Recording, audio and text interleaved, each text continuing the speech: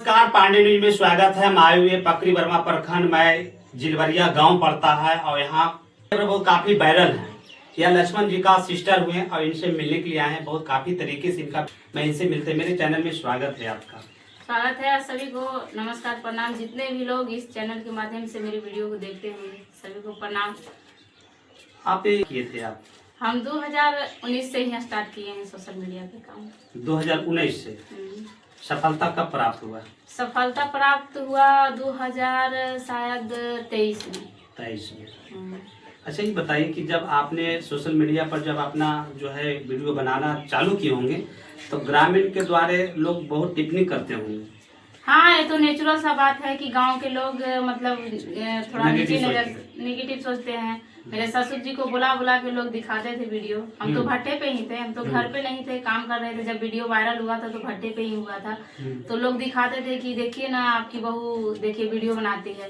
पर मेरे ससुर जवाब नहीं देते थे कि हाँ बनाती है तो कुछ गलत करती है, चाहे फोन करके टॉर्चर करना, ये सब कोई बात नहीं था। वो कहते थे उसकी मर्जी है, कुछ गलत तो नहीं कर रही है, बोलती अच्छा खासा है। तो अगर कुछ गलत करो तो भाई बचपने से भट्टा पर हम लोग कमाते थे। मेरे पापा तो खुद कमाते थे तो हम भी कमाते थे। तो शादी भी गरीब थे तो गरीबे घर में कर दिए। तो यहाँ भी हम लोग भट्टे पर ही कमाते थे। तो भाई घर में बैठकर कैसे घर में रोजी रोटी चलता, कैसे पेट कैसे चलता, इसीलिए हम लोग भट्टे पे जाते थे। लेकिन मेहनत हम लोग जारी रखते थे, वहाँ पे भी वीडियो बनाते थे।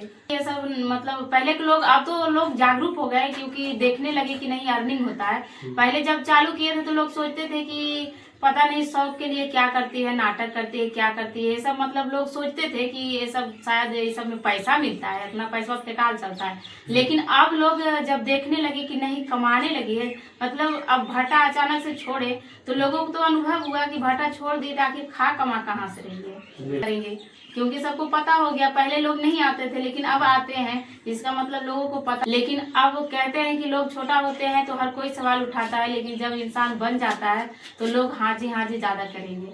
और लोग मतलब आज जो लोग हमारी बुराई करते थे आज हमारे मुंह पे बुराई नहीं करते, क्योंकि उनको पता हो गया कि मतलब वो वीडियो जो बनाते हैं तो देखते हैं कि अगर कोई भी वीडियो किसी के भी वीडियो मतलब कि लोड करके चढ़ा दिया जाता है उससे क्या नुकसान होता है?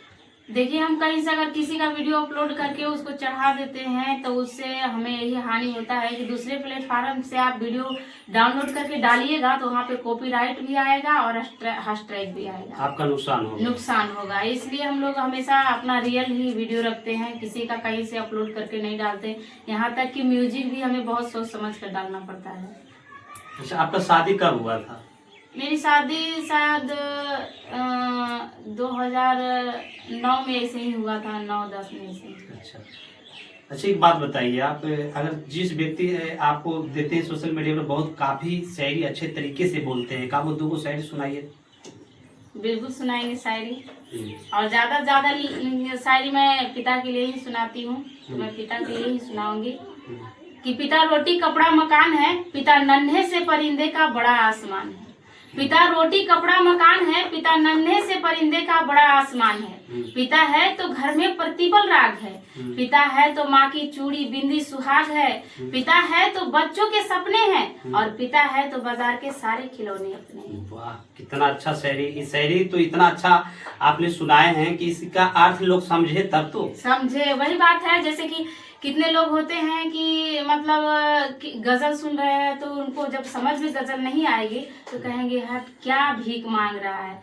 लेकिन जिनको समझ में आएगा वो गजल में इस तरह से खो जाएंगे कि लगेगा कि जैसे उसका दुनिया ही रंगीन हो गया। उसी तरह शायरी कहने से नहीं होता, शायरी कोई भी कह देगा, उसको सिखा दीजिएगा कह देगा, लेकिन वो शायरी जब दिले तक नहीं पहुंचा तो शायरी काहे ले। हम शायरी जब बोलते हैं तो दिल से बोलते हैं, क्योंकि वो शायरी हमारा दिल पे लगता है। हम समझते हैं उसको अच्छी तरह से कि हर शब्द में मतलब इसके शब्द में क्या छुपा हुआ है, पहले उसकी गहराई में पहुंचते हैं। हमारी शायरी हर कोई नहीं समझ सकता, समझने वाला ही समझता है। नहीं तो कितने लोगों के लिए बकवास भी लगता है जो समझते नहीं हैं, और जो समझते हैं उनको दिल पे वार करता है। वो लोग समझते हैं कि शायरी में क्या बोल रही है। आपका नाम क्या हुआ? ऐसा तो मेरा रियल नाम है काजल चौहान और बाकी मेरा चैनल है दिव्या सिन्हा। देख सकते हैं कि काजल चौहान जो एक महिला है, एक मतलब नारी जिनको बोलते हैं, महिला के समान माना जाता है, लेकिन इतिहास को रख दिए 3 साल में सोशल मीडिया पर बोलने के तरीका, इनके पास तजुर्बा, माँ सरस्वती के दिन बहुत काफी तरीके से वातावरण करते हैं।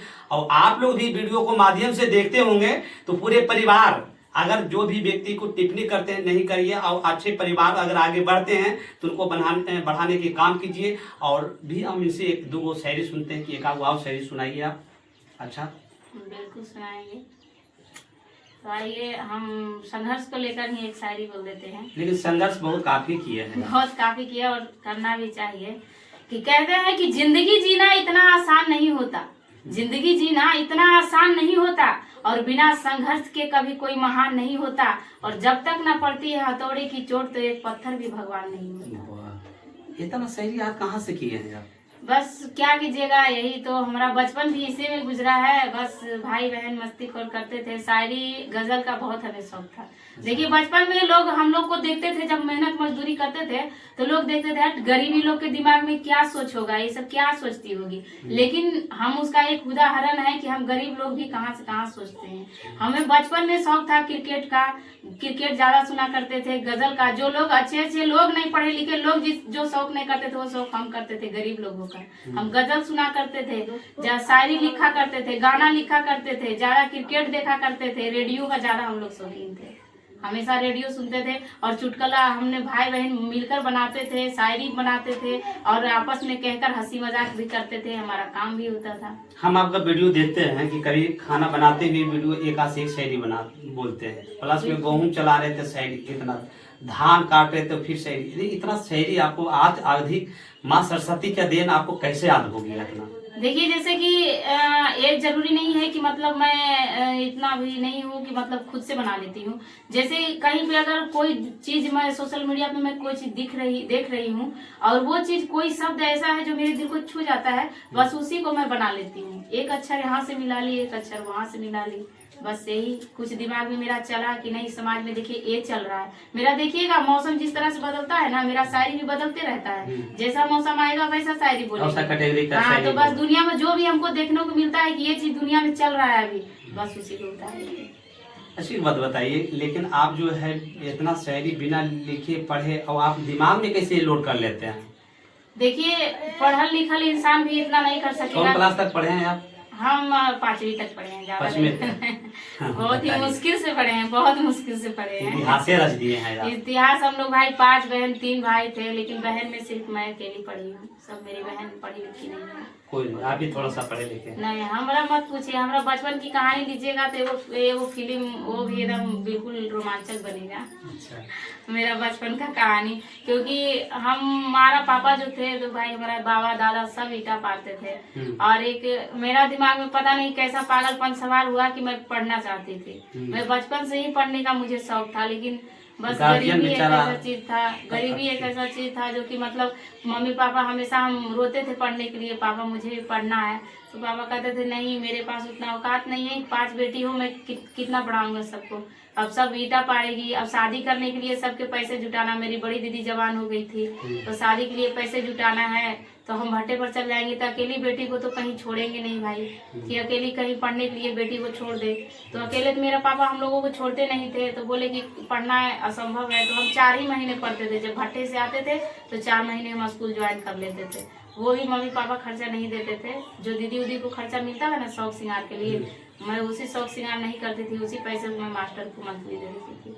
मतलब इनका उद्देश्य बहुत काफी था पढ़ने का, लेकिन गार्जियन नॉर्मल गरीब थे, गरीब के कारण भट्टा पर जाते थे, लेकिन 4 महीना 5 महीना भट्टा पर रह करके भी घर में आते थे, फिर भी स्कूल 100% डेली जाते थे। क्योंकि मेरे पापा पढ़ने की इजाजत इसलिए नहीं देते थे कि अगर हम 5 बेटी में से तुम्हें पढ़ाएंगे तो सारी बेटियां हमको ताना देगी कि हम लोगों को हमारे साथ पापा नाइंसाफी किए, एक को पढ़ाए एक को नहीं पढ़ाए, इसलिए पापा हमको नहीं पढ़ाते थे। लेकिन हम बोले कि चाहे जैसे भी होगा, जो भी दीदी सबको खर्चा देते हैं मुझे भी दीजिएगा। मैं उसी में, मेरे गांव में एक मास्टर आते थे 30 रुपया मंथली देते थे, तो उनको मैं देकर पढ़ती थी। पढ़ते पढ़ते किसी तरह से 2008 ऐसी 9 में शादी हुआ, तो शादी के बाद भी हम पढ़ना चाहते थे। हाँ, तो गांव में मतलब किसी का मोबाइल का नंबर था, तो हम कॉल करके सासू माँ से बात किए कि हमको पैसा दीजिए और पढ़ना चाहते हैं। तो 1500 रुपए हमको यहाँ से गया था हर महीना। हाँ, तो 2 साल का हमारा मंथली फीस जमा मतलब बाकी था मास्टर के यहाँ, तो हम जमा किए थे मास्टर को।